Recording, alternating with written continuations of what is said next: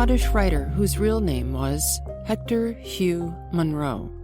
He was born in Burma, which is present-day Myanmar, in 1870 and died in Beaumont, Hamel, France in 1916 while fighting in the Battle of the Ancre during World War I.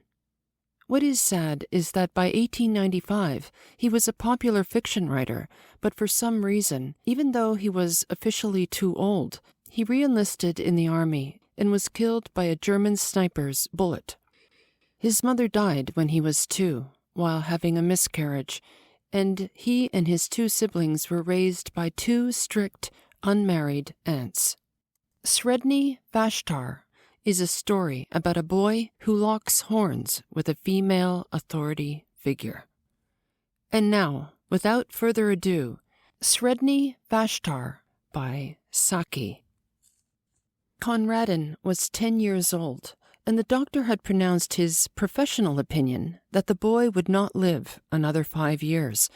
The doctor was silky and effete and counted for little, but his opinion was endorsed by Mrs. de Ropp, who counted for nearly everything. Mrs. de Ropp was Conradin's cousin and guardian, and in his eyes she represented those 3/5 of the world that are necessary and disagreeable and real. The other 2/5, in perpetual antagonism to the foregoing, were summed up in himself and his imagination.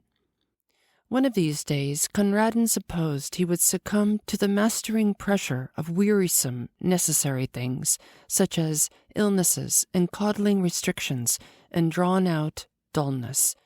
Without his imagination, which was rampant under the spur of loneliness, he would have succumbed long ago. Mrs. de Ropp would never, in her most honest moments, have confessed to herself that she disliked Conradin, though she might have been dimly aware that thwarting him, quote, for his own good, unquote, was a duty which she did not find particularly irksome. Conradin hated her with a desperate sincerity which he was perfectly able to mask. Such few pleasures as he could contrive for himself gained an added relish from the likelihood that they would be displeasing to his guardian, and from the realm of his imagination she was locked out, an unclean thing which should find no entrance. In the dull, cheerless garden overlooked by so many windows that were ready to open with a message not to do this or that, or a reminder that medicines were due, he found little attraction. The few fruit trees that it contained were set jealously apart from his plucking, as though they were rare specimens of their kind, blooming in an arid waste. It would probably have been difficult to find a market gardener who would have offered 10 shillings for their entire yearly produce. In a forgotten corner, however, almost hidden behind a dismal shrubbery, was a disused tool-shed of respectable proportions, and within its walls Conradin found a haven, something that took on the aspects of a playroom and a cathedral. He had peopled it with a legion of familiar phantoms, evoked partly from fragments of history and partly from his own brain, but it also boasted 2 inmates of flesh and blood. In one corner lived a ragged-plumaged hoodin hen, on which the boy lavished an affection that had scarcely another outlet. Further back in the gloom stood a large hutch, divided into 2 compartments, one of which was fronted with close iron bars. This was the abode of a large polecat ferret, which a friendly butcher boy had once smuggled, cage and all, into its present quarters, in exchange for a long-secreted hoard of small silver. Conradin was dreadfully afraid of the lithe, sharp-fanged beast, but it was his most treasured possession. Its very presence in the tool-shed was a secret and fearful joy, to be kept scrupulously from the knowledge of the woman, as he privately dubbed his cousin. And one day, out of heaven knows what material, he spun the beast a wonderful name, and from that moment it grew into a god and a religion. The woman indulged in religion once a week at a church nearby and took Conradin with her, but to him the church service was an alien rite in the house of Rimmon. Every Thursday, in the dim and musty silence of the tool shed, he worshipped with mystic and elaborate ceremony before the wooden hutch where dwelt Sredni Vashtar, the great ferret.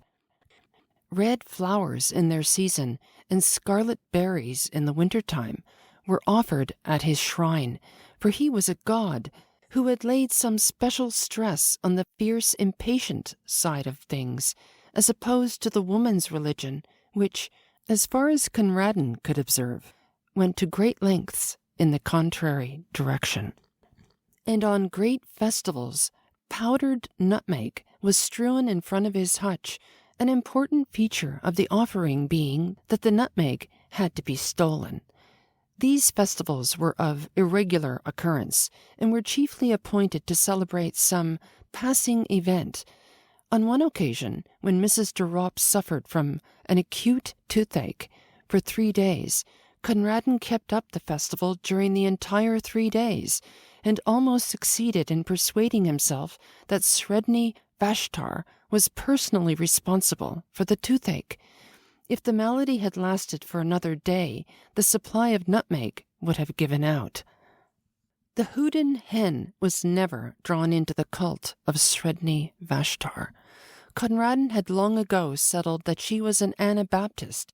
He did not pretend to have the remotest knowledge as to what an Anabaptist was, but he privately hoped that it was dashing and not very respectable. Mrs. de Ropp was the ground plan on which he based and detested all respectability.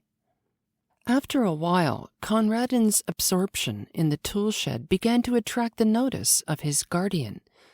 "It is not good for him to be pottering down there in all weathers," she promptly decided, and at breakfast one morning she announced that the Houdan hen had been sold and taken away overnight.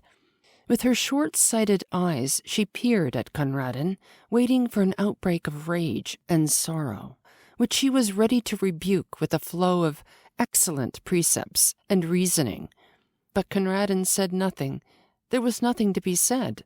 Something, perhaps, in his white-set face gave her a momentary qualm, for at tea that afternoon there was toast on the table, a delicacy which she usually banned on the ground that it was bad for him, also because the making of it, quote, gave trouble, unquote, a deadly offense in the middle-class feminine eye. "I thought you liked toast," she exclaimed with an injured air, observing that he did not touch it. "Sometimes," said Conradin. In the shed that evening there was an innovation in the worship of the hutch god. Conradin had been wont to chant his praises. Tonight he asked for a favor. "Do one thing for me, Sredni Vashtar." The thing was not specified. As Sredni Vashtar was a god, he must be supposed to know. And choking back a sob as he looked at that other empty corner, Conradin went back to the world he so hated. And every night in the welcome darkness of his bedroom, and every evening in the dusk of the tool shed, Conradin's bitter litany went up. "Do one thing for me, Sredni Vashtar." Mrs. de Ropp noticed that the visits to the shed did not cease, and one day she made a further journey of inspection. "What are you keeping in that locked hutch?" she asked. "I believe it's guinea pigs. I'll have them all cleared away." Conradin shut his lips tight, but the woman ransacked his bedroom till she found the carefully hidden key, and forthwith marched down to the shed to complete her discovery. It was a cold afternoon, and Conradin had been told to stay in the house. From the furthest window of the dining room, the door of the shed could just be seen beyond the corner of the shrubbery, and there Conradin stationed himself. He saw the woman enter, and then he imagined her opening the door of the sacred hutch and peering down with her short-sighted eyes into the thick straw bed where his god lay hidden. Perhaps she would prod at the straw in her clumsy impatience, and Conradin fervently breathed his prayer for the last time. But he knew as he prayed that he did not believe. He knew that the woman would come out presently with that pursed smile he loathed so well on her face, and that in an hour or two the gardener would carry away his wonderful god, a god no longer, but a simple brown ferret in a hutch. And he knew that the woman would triumph always as she triumphed now, and that he would grow ever more sickly under her pestering and domineering and superior wisdom, till one day nothing would matter much more with him, and the doctor would be proved right. And in the sting and misery of his defeat, he began to chant loudly and defiantly the hymn of his threatened idol. Sredni Vashtar went forth. His thoughts were red thoughts, and his teeth were white. His enemies called for peace, but he brought them death. Sredni Vashtar, the beautiful. And then, all of a sudden, he stopped his chanting and drew closer to the window pane. The door of the shed still stood ajar as it had been left, and the minutes were slipping by. They were long minutes, but they slipped by nevertheless. He watched the starlings running and flying in little parties across the lawn. He counted them over and over again, with one eye always on that swinging door. A sour-faced maid came in to lay the table for tea, and still Conradin stood and waited and watched. Hope had crept by inches into his heart, and now a look of triumph began to blaze in his eyes that had only known the wistful patience of defeat. Under his breath, with a furtive exultation, he began once again the ode of victory and devastation. And presently his eyes were rewarded. Out through that doorway came a long, low yellow and brown beast, with eyes blinking at the waning daylight, and dark wet stains around the fur of jaws and throat. Conradin dropped on his knees. The great polecat ferret made its way down to a small brook at the foot of the garden, drank for a moment, then crossed a little plank bridge and was lost to sight in the bushes.